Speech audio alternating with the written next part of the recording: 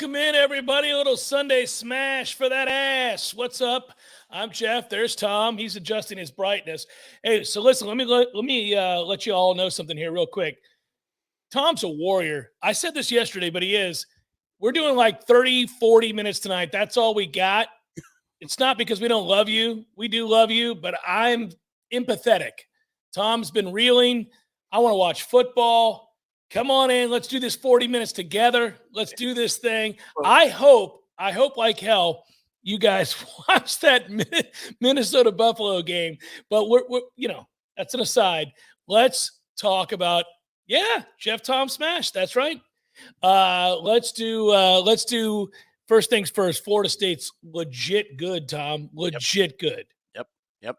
I had a sneaking suspicion that the defense would be good again. Now, I know there's a lot of qualifiers and ifs and ands, and it's 3 straight weeks of a quarterback question, but this is modern college football, and holding teams to 3 points in back-to-back weeks is just something you hardly ever see, whether it's in the ACC or elsewhere. I was really, really impressed with the defense, and I think they're the lead, even though the offense has been, there you go, super explosive and consistent and awesome, balanced, all of those things. Early in this game, when there's a couple of empty possessions and a turnover in a short field, the defense was really, really good again. And I was glad to see that they recognized Adam Fuller and allowed him to break the rock last night. Somebody mentioned that in the chat. Maybe it's Fuller's time. Yeah, man, if you don't give up a touchdown, it's the last play of the Georgia Tech game to present. That's the span of time that you haven't given up a touchdown. Good on you, man. And especially with that starting group. We put out a graphic on the Warchant Facebook page that with Fabian Lovett now back in tow, he's played half the season, 5 out of the 10 games this year. Florida State is averaging 70 yards less given up on the ground. About 103 yards per game on the ground with Fabian Lovett. It's nearly 170 when he's not there. So it's good to see, man. So if you think about it, we talked a lot about Fabian Lovett in the offseason, and we talked about what a difference maker he was. I really believe Big Coop would have had a better season if he had not, obviously kind of been playing one-armed half the year. He's better than he's shown. Yeah. And I think Florida State's defensive line, which is good, would have been even better, obviously, if everybody could have remained healthy. That's an understatement. But Fabian's a difference maker. Fabian, when healthy, when 100% right, is kind of honestly, he's a second round type of guy. He's like second round type of guy. He's a really good player, and he's passionate. He's huge. He cares deeply. He's an energizer in a lot of ways. So, we're all left to wonder what if. We're all left to wonder what would have happened had he played in the 3 games that Florida State lost. I have a suspicion Florida State would have won at least one of those, possibly 2. Yeah. We'd be talking about the storyline would be very different right now. The storyline might be that Florida State was about to play for an ACC championship. The storyline might be that Florida State deserved to be talked about in the same way that LSU is being talked about right now, because obviously Florida State beat LSU in New Orleans, and LSU is everybody's darling right now. I think Florida State's better than LSU. But it just tells you how close this season was to being magical. But I don't think you should get hung up on it. I know you're not. The seasons play out the way they do. Lots of people deal with injuries. These things happen. And when you build up enough depth to get over that, you can survive some of these things. Florida State could not. But I will say, if you're a Florida State fan right now, and obviously if you're here, you are, you got a superstar in the making in Trey Benson, like a legit first-round running back superstar in the making. You have an offensive line that's building towards something completely dominant. You have a quarterback that, if he comes back, could be an All-American, will probably be the best quarterback in the ACC, along with May at North Carolina. You really are building towards that thing. And for Florida State, we've done this before, Tom. I watched the demise at the end of Bobby Bowden's years, the lost decade. I watched the rise with Jimbo Fisher. So did you. We saw the demise, and I think we're watching the rise. I think what you're seeing now is Florida State's about to be really good. Yeah, I think it's getting there. The question is, I think there's this little period of time now that's a bridge between what they currently have, and then I think that 24 class is going to be really robust. The question is, how do you bridge between now and then? And I think some of that is retention of guys on the current roster, and then it's about hitting on the transfer portal again this offseason, maybe in a way with numbers that are higher than you ideally would want to go into the transfer portal and dip in for. But now it's about a couple of things, that kind of retention, and then also building the depth. If you can build the depth that, the offensive line, oddly enough, had this year, with the bad injury like the offensive line has had, they've still been productive week in and week out. They're still kicking ass in yards per carry. They're still not allowing the quarterback to be sacked at the top clip in the ACC. Like, those are incredible things. And if you told me that those things would be the case in the middle of November, before they even played a single game, I'd say, wow, nobody got hurt. But that's not true. Guys did get hurt. You've lost dudes for the season and for long stretches. So oddly enough, the offensive line has proven to be littered with more depth than the defensive line. So you've got to fortify the ranks up front on defense. You got to fortify the ranks at linebacker. You got to get better at corner. Like, we see these material places that there can be upgrades for Florida State to take that next step. The question is, how do you do those things in the now for this upcoming season in 23? Because I think 24, that roster is going to be pretty good. It's a fun question to have because we're not talking about the existential crisis of, is Mike Norvell the guy anymore? That is a dead issue. Forget about it. He is the guy, and he's going to get paid like he's the guy. Seth writes, I feel like this gets the Sunday Smash vibe. Hit the Tampa Hard Rock before the game yesterday. Was up $200 on blackjack. Left down $300. Noles won, though. Money well spent tonight. Am I right? Without question, Seth. You had a good time, and it would have taken, I don't know what kind of table you were on, but I'm assuming it wasn't a $50 table. So if you're on a normal table, you had a good time, man. You had a good time because $5 to $10 tables will take you hours to lose that kind of money. So, good for you. I ran into somebody tonight. We were talking about the season. We were talking about college football. It's been a really good college football season so far. Really good. And they were talking about, well, like, if we went out, like, could we play Bama in a bowl? Yeah, I mean, sure. And we started talking about what that would look like. And the guy, I think rightfully, and for a lot of people were like, oh, man, I don't know about that. And I said, oh, really? Well, LSU beat Alabama, and Alabama nearly lost yesterday to Ole Miss. And, I watched that Alabama team. Texas, who's not really good at all, who just lost yesterday after scoring 10 points and no offensive touchdowns at home to TCU. They had Alabama on the ropes. Maybe just the name, scares the hell out of you. Because I think Florida State would move the ball against Alabama's defense. I think Florida State would score against Alabama. Now, I think Alabama would score against Florida State. The point is, let's see it. Let's go. Yeah. Let's go. Give me 9-3 Florida State against 10-2 Alabama, and let's go. Well, and let's get to that 9-3 because, Florida's defense has huge problems, and we'll see them in 2 Fridays from now. They're in the hundreds, I think, in yards per game allowed. So do what you're supposed to do on offense if you're Florida State, and you'll set the pace and put the pressure on Florida's offense to answer. But the one thing that the Gators do is they bring a lot of physicality on the ground. So it's going to be a good test for this defense. I mean, obviously, I know you got Louisiana in between that. Be mature again, take care of business there.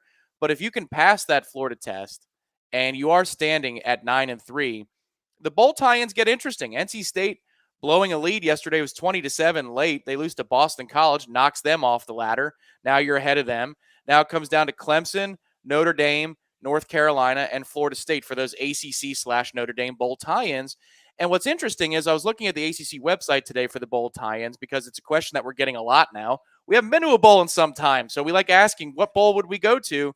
Did you know that the Cotton Bowl is also a potential tie-in for the ACC because it's an at-large, straight at-large? Yeah. So, this is going to get really interesting, this discussion, over the next few weeks. If we keep winning, do we jump, say, Notre Dame in the polls? I found it interesting that, at least in the coaches poll today, we did not jump Notre Dame, who barely beat Navy. And we're dominant the last 2 weeks. These resumes are starting to get to a place where they're a razor's edge. You beat Florida, I think you're going to be in a very good position to jump Notre Dame in terms of what prestige of bowl you can be tied into.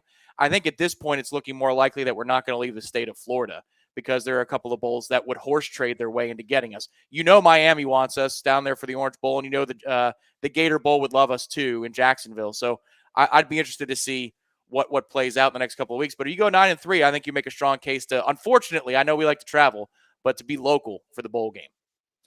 So, Ryan, I would love to go to Arlington if it happens. I have no desire to go to Jacksonville to the Gator Bowl.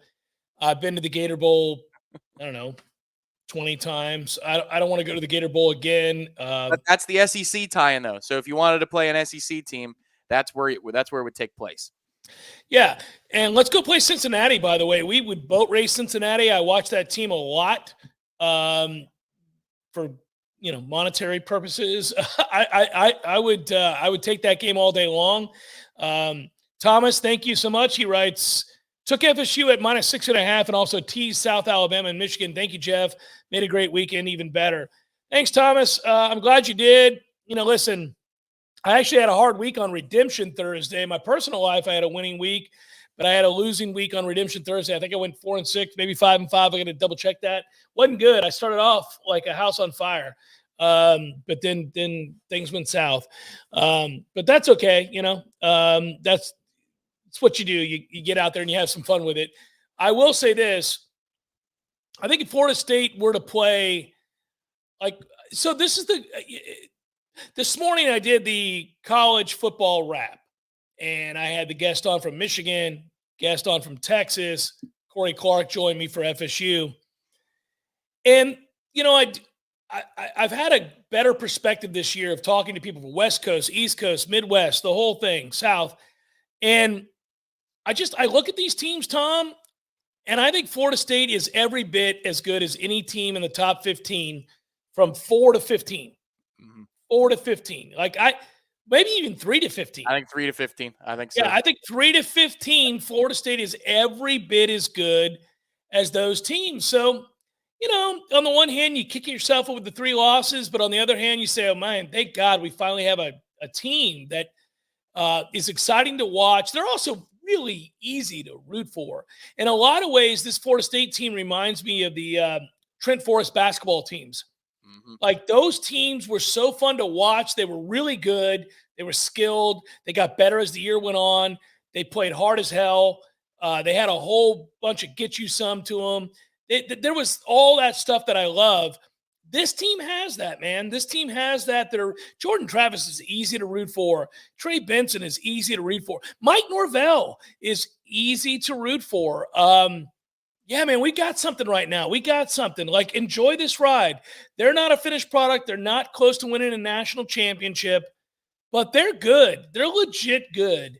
And they would give a lot of teams a lot of problems. Yeah, they would give, I think, even the top 2 teams problems if they were sleeping on Florida State that week. They'd be like, oh, shoot, who are these guys? Right. And for a quarter and a half or a half, they'd say, whoa, we better get our stuff together because this is a lethal offense. It's just the balance of it all.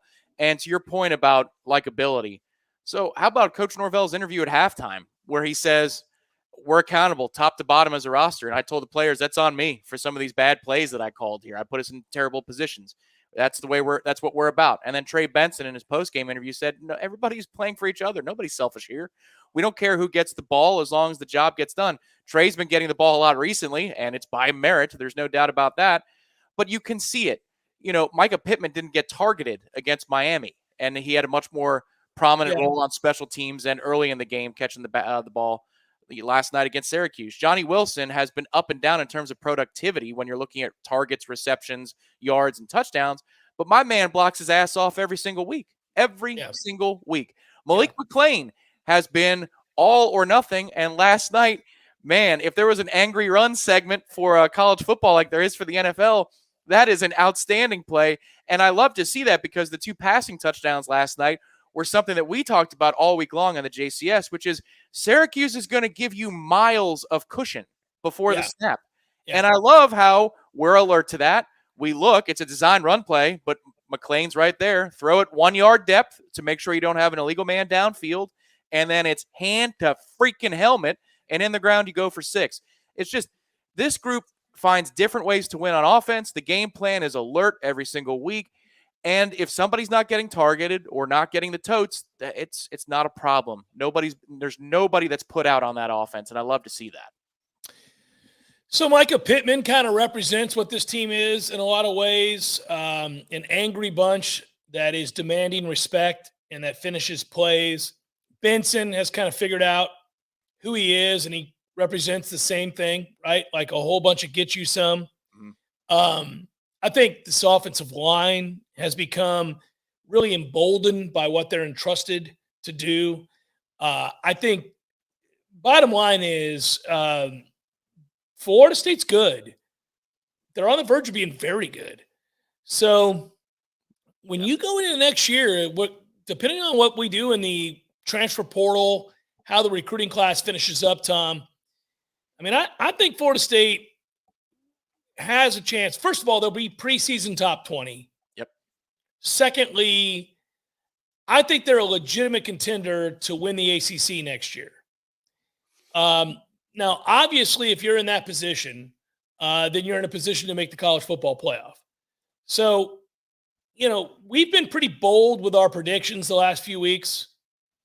Yes, Florida State's better than the 3 teams they've played, but the way that Florida State has summarily dismissed those teams were made to look like children on the football field with Florida State.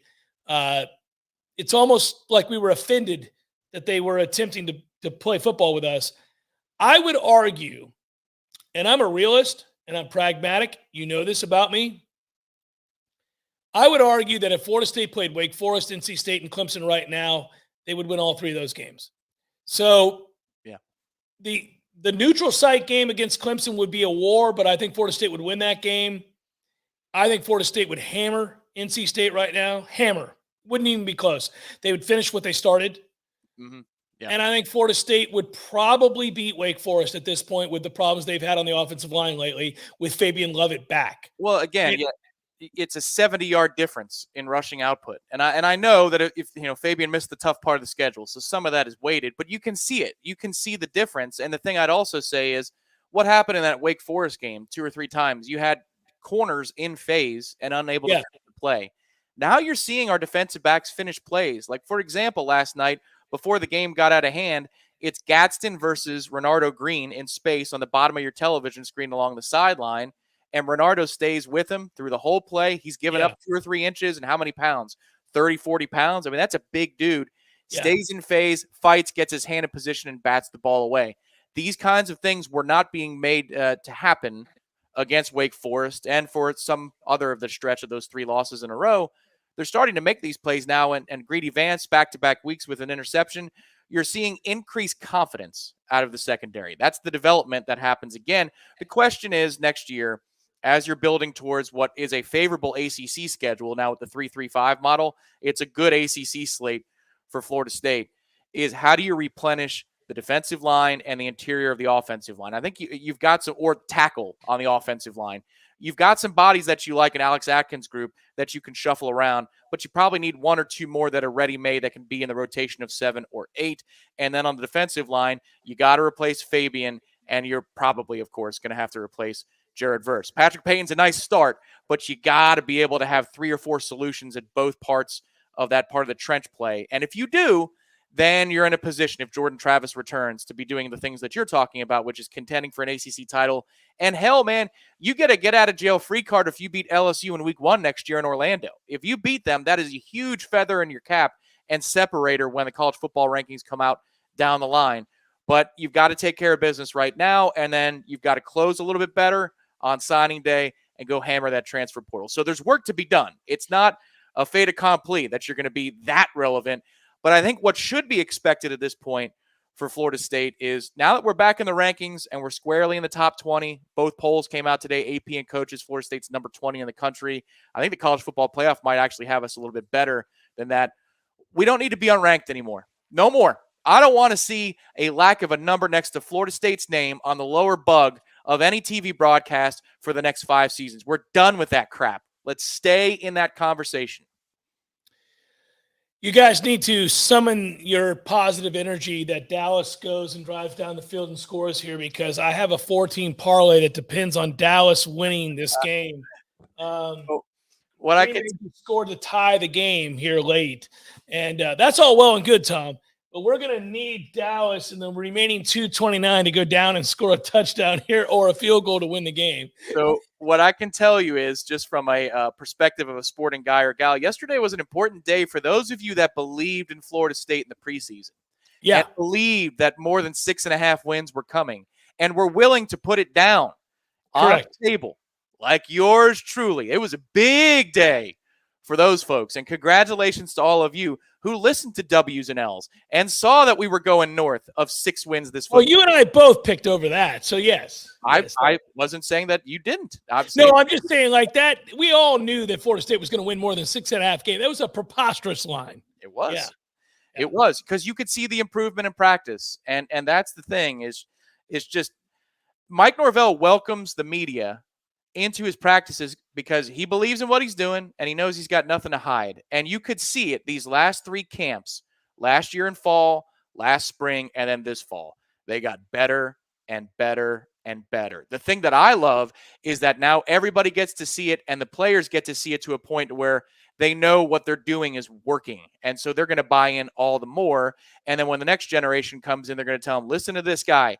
He knows what he's talking about. I mean, remember the first year that Coach Norvell took over in 2020, you had some, BS culture issues still reverberating from Jimbo and Willie. And remember the Memphis players were tweeting at Florida State and tweeting at Florida State players and saying, man, you don't understand. You got to listen to this guy. He'll get you right. You'll play it right, and you'll have a culture, but you got to listen to this man. So we had a friend of the program who reached out to us, you and me, and his brother played for Mike Norvell at Memphis.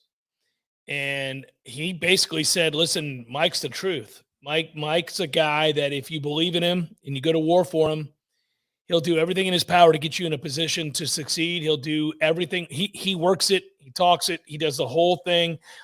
And I think he's right. I think Mike's a guy that's easy to root for because he works so hard.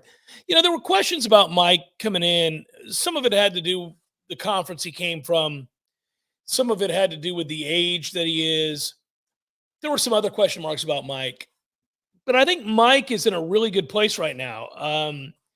He's at a good place in his life, I think, with his age and then his maturity level has, it's natural, Tom. You're about to enter your 40s.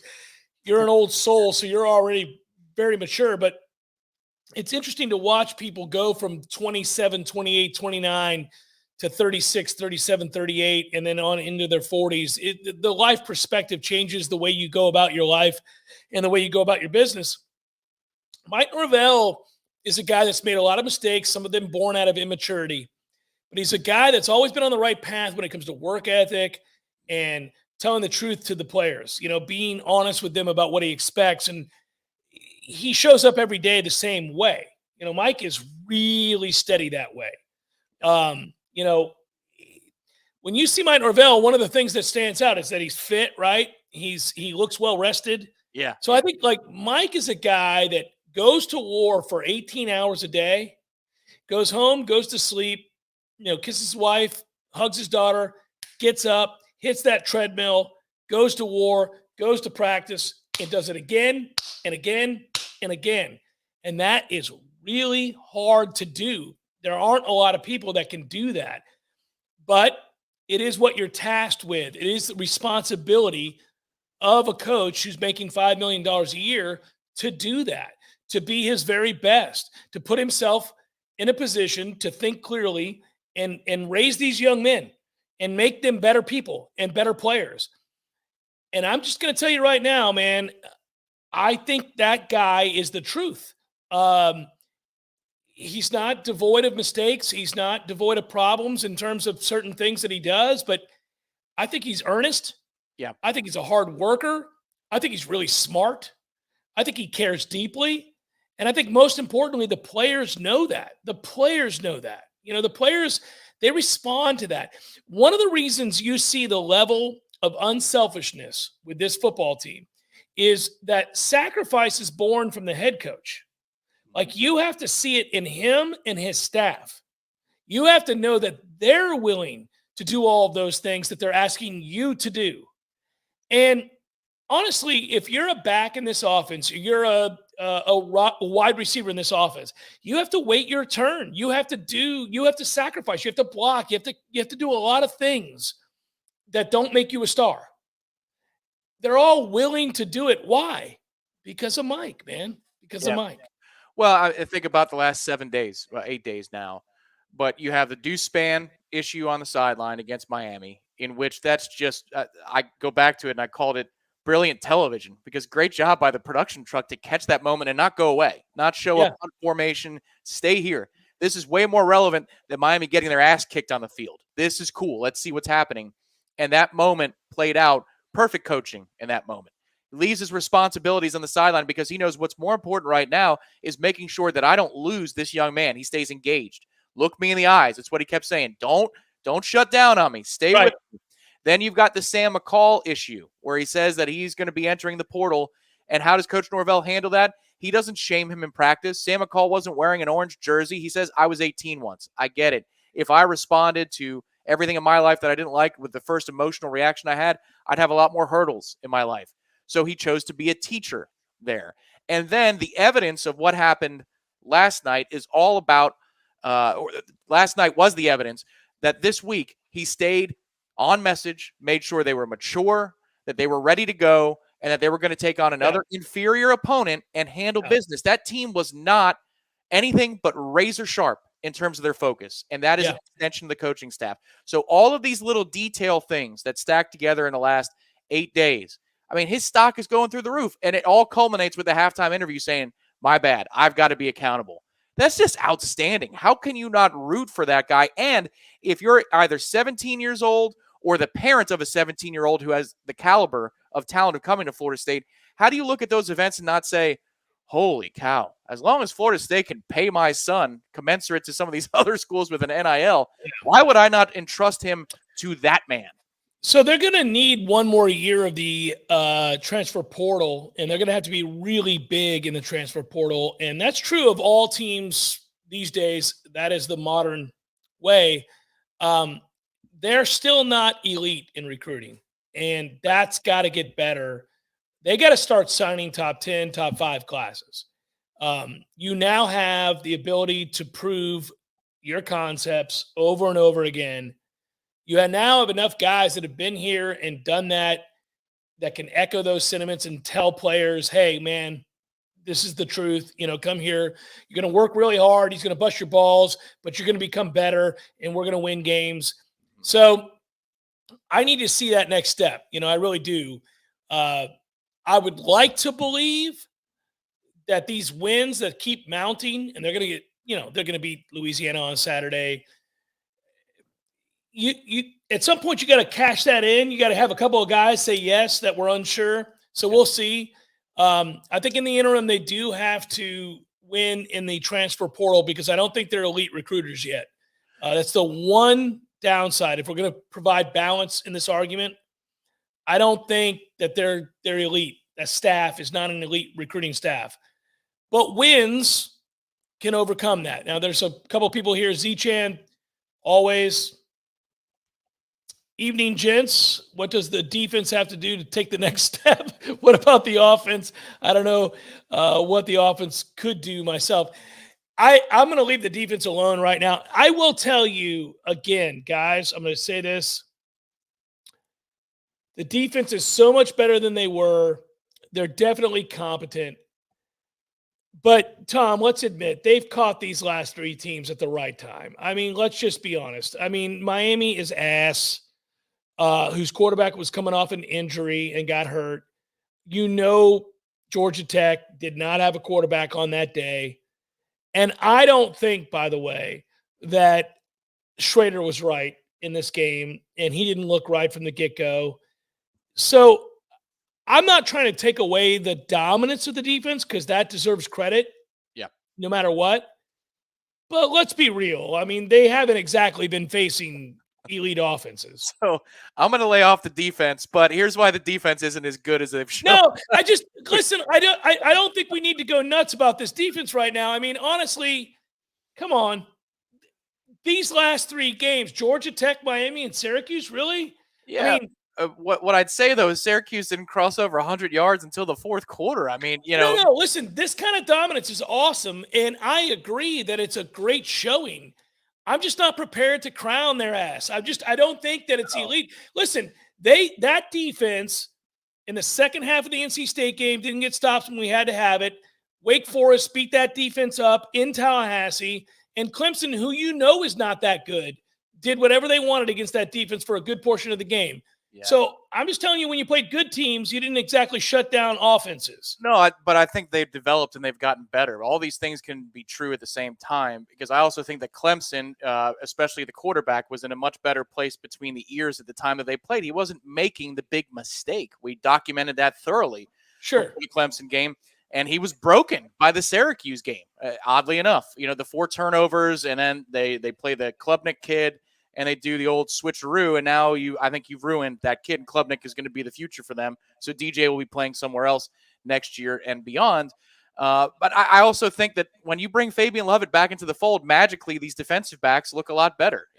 Players completely agree. I think there's an element of that. I just think that when we're balancing that, I don't think the extremes are the right place to look. Correct. To answer Z-Chan's question about the offense, here's what the offense needs to do. You've got to improve the offensive line to a degree that against most teams in the country, if you're in a 3rd and 2 and you got to have it and the world knows you're going to run it, that you can. They're not there yet. Right. I like the weaponry on the outside, especially I like Hakeem Williams coming in. They've got another receiver that's pretty good as well in this 23 class. The running back room is loaded for years. If Jordan comes back, I feel really good about that prospect of the offense. That's going to be a huge development over the next month. But the thing that's sticking out, actually there's 2.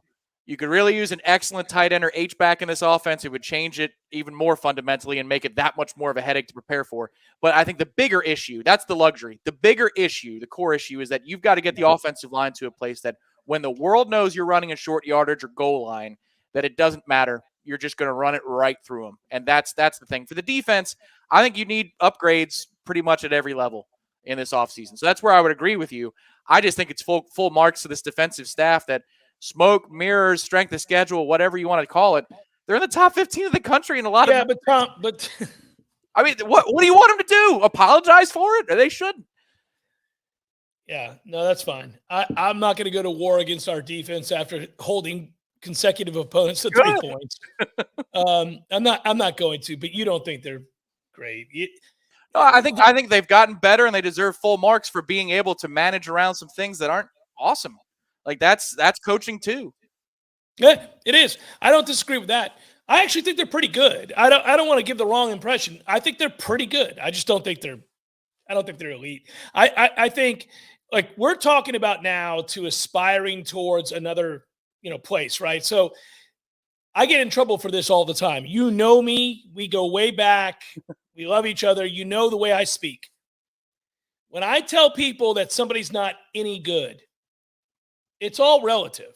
It's all relative to what the perspective of the competition is and the realm of which we. So, like, if we're talking about golfers, and I tell you so-and-so's not any good, well, they're on the PGA Tour. Of course, they're fucking good. They're good. So it's all relative, right? So there's that. When I talk about Florida State's defense, I think, all right, look, if we're trying to win national championships, and you're using that bar, right? Where do we think this defense is? Well, they're not anywhere close. Are they good enough to win the ACC? Are they good enough to get to a college football playoff? No, I don't think so, obviously. But I think they're about to be. I think they're pretty close. So I agree with you there that they're about to make changes and have more depth at key positions. They've got to get a lot better at linebacker. They got 2 good linebackers. That's what they got. They got 2. They don't have an elite corner.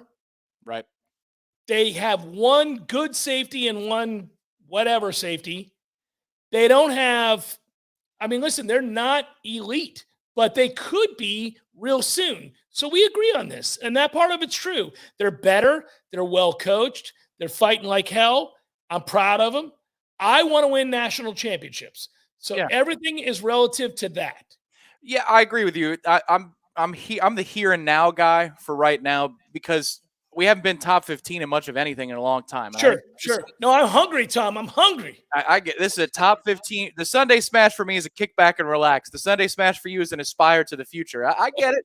But Well, here's where we both agree, though. But here's where we agree that the difference between the 50th best team or defense and the 15th best is a lot smaller than the 15th best defense or team and the 4th or 3rd best in the country. To go from 15 to 3 is way harder. Way it's harder. like going from 88 to 77. Sure. Right. I agree. It is a gulf between the elite of the elite and then that next wave. But guess what? We're in the next wave for the first time since 2015 or 2016. Correct. So, damn it, I'm going to enjoy the hell out of that. And then you're going to get a good test at the end of the year. You're going to get a real good test. I don't foresee Florida having quarterback issues themselves. I don't think Richardson's magically going to come up lame against Vandy next week. So here it is, the final game of the year against your rival, a program that has a lot of recruiting momentum and has actual on-field momentum as well. They've been playing better of late. They've got a little toughness to them. Here is your chance. It's all culminating with that game. And the best part is, at minimum, you're going to have 8 wins at that time, which means mission accomplished. But the one thing I will say, too, just about recruiting and the future of what this staff can do and where this program is going, I by and large, agree with you. Nice job on the refill. We got to promo ABC, too. But I agree with you that they could use some tweaks in terms of recruiting skill on the staff. But it was always going to be hard to have juice without serious NIL presence in this class. It was always going to be hard because they got nothing to go on, those kids, until now. And I think in some cases it's too late unless you can drop a huge briefcase on somebody at the 11th hour. In the Maybe we can. In the 20, hopefully we can. Are we winning enough? Let's go, people. Rally the troops. But next year in 2024, that class is already 5th or 6th in the country, depending upon where you look. So they're off to a good start there, and those kids are going to hear the message loud and clear. So I think some of these coaches are going to be able to skate in the future because the proof of concept is there now. It's just 2023 is not going to be – you're not going to get that 11th hour surge, I don't think, unless magically we come up with a whole lot more money to have kids change their minds. Timmy writes, I don't think people understand that Texas A&M has a lot of 5 stars on their team, but only 3 and 7. You have to have the right coach or system to make an elite team. So, Timmy, I think you're right and you're wrong. I do think you can overcome coaching weakness with elite players. But I will also say that if you don't have a good culture and you suffer a ton of injuries, A&M has, and they don't want to play for that guy, and they don't care because they're basically mercenaries, it can all go south in a hurry. Yep. And this is the whole thing with transfer portal, NIL, all this stuff. You have a lot of kids that made a decision that it's not based in any sort of like loyalty. It's based in like, he paid me more, or I was told this, I was lied to, or whatever it might be. Like, gone are the days where you're like engendering this sort of love of campus and culture and university. Like, this is a borderline professional football operation across the board around the country. What I think Mike has done has created this sense of family. Yeah. I think Mike's different. I think he deserves a lot of credit. There are very few people who have somehow in this day and age been able to like create an environment in which people care so much about each other and the program, and they sell it to these kids in the NIL and more importantly, the transfer portal right now. They sell it in the transfer portal. It's huge. So that's Mike's strength. Long term, you're going to have to be able to get elite players. You're going to have to find a way to get stockpile elite players. Look at Georgia. Those players are elite. They're insane. They just lost like 15 guys to the NFL and they're 10-0. Like, that's because they're more talented than everybody else. Well, and Kirby's got it rolling too. They don't hate his ass the way that A&M players hate Jimbo's ass. So that's part of it. Robert had a question about roster construction. Can answer that. Before we do, to the nearly 900 of you that are here on Sunday Smash, do us a favor underneath this video. Hit the like button. Subscribe to Warchant TV. It is absolutely free. He says, let's talk roster construction. Folks are crying about recruiting. Even with the wins, I'm pretty sold on the staff chops to build a roster. Does it really matter if it's high school or multi-year portal players? My personal opinion on that, it's more reliable to build a roster through high school ranks, because year to year in the transfer portal, it's kind of tough to assume that there are always going to be the answers that you're looking for. And the fewer transfer portal answers there are out there, the more you're competing NIL for NIL with some programs that might have more in the back pocket to make something happen. So, Robert, they've been exceptional at scouting, finding culture fits within the transfer portal. And I think that's also, in a way, that's what you're talking about, buddy, with they all love each other. There's a lot of dudes on this team that are on their second school, and this is their last chance. And I think that helps engender that desperation that Mike and this program has. They're all in alignment in terms of their viewpoint. This program's got a chip on its shoulder because we've been down for 5 years. They've got a chip on their shoulder because they've been told no or they failed somewhere else. So it all kind of cobbles together very, very nicely. But I think in the long term, Robert, if you really want to have more reliable results with a program, you're going to have to work it in high school and fortify those relationships, because you just don't know year to year if they're going to be a multi-year transfer out there that can help you and put you over the top. It's still a novel thing. It might be the future of it all, but I think it's too new to assume that the transfer portal is always going to bail you out. Yeah, it's nice knowing that we're good at plucking those kids, though. Yes. And I think we got to do it again, because we're about to see a drop-off in a lot of key areas. So you're going to have to get some kids that are ready-made, that have already played a lot of college football. I think you have a chance. Let me just say this, guys, and you'll mark the time. We're, getting ready to say goodbye. It's good that Illinois lost this weekend, guys. It's good that Illinois lost this weekend. Yeah. Another loss for Illinois. A couple of kids on that defensive line that are really good. Might be from the state of Florida. There's only so much you can do at Illinois. Florida State's on the come. Just some kids that could be difference makers to look at. All right. So I'm picking up what you're putting down. I won't ask you to expand on that. So two things. Number one, I'd ask you before we sign off for the night, what is the percentage chance that at 11 a.m. on the Saturday after the Florida game, we are on the deck at Corner Pocket Bar and Grill, the kegs are fired up, the funnels are filled, and we are doing keg stands and beer funnels after going 9-3 and finishing the season 5-0? What percentage chance would you give that? 68%. Oh, that's a little lower than I thought. Okay, so I think Florida's good, Tom. I actually think Florida's good. They are. I don't think they suck. I think the problem is we want them to, but they don't. Well, they've got an elite quarterback who can really run. He's huge. And they're physical, so they'll match our physicality. We should win the game, but that's one phase of the game. There is another, and we have a distinct advantage when we're on the field with the ball versus their defense. I think but their defense showed up this weekend and held South Carolina to 6 points. I got you, dude, but I think they're starting to – this game is going to be a war. Yeah. Florida State fans are going to have to show up and be loud, and it's going to be important, and there's a whole lot of get you some in this game. Guys, this game's going to be incredible on that Friday night. Yes. So here's the other thing. Folks, are you going to a Thanksgiving dinner that you don't want to go to, and you've got to be, that person, and you go, what do I bring? All right, look above us right here. There we go. Look above us. ABC Fine Wine and Spirits throughout the state of Florida. They've got the gift baskets galore for both the winter holidays, but Thanksgiving. So if you want to go get a ready-made gift basket, sometimes they'll have highball glasses in them. Sometimes they'll have little chocolates to mix with wine. Don't think and then search through the mall, whoever goes to the mall anymore, or Amazon.com and say, what the hell do I bring to this place I don't even want to go? Just stop at ABC, go get yourself maybe a fifth you could put in your jacket, and then get something for somebody else and say, look at this. I made this basket for you with my own. Look how artistic I am.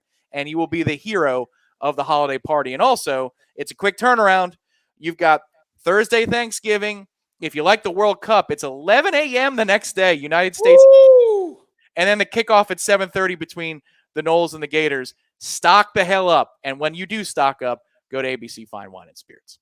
So, David, can you elaborate before I sign off here? I don't know what this means. Jeff's Carolina stinks?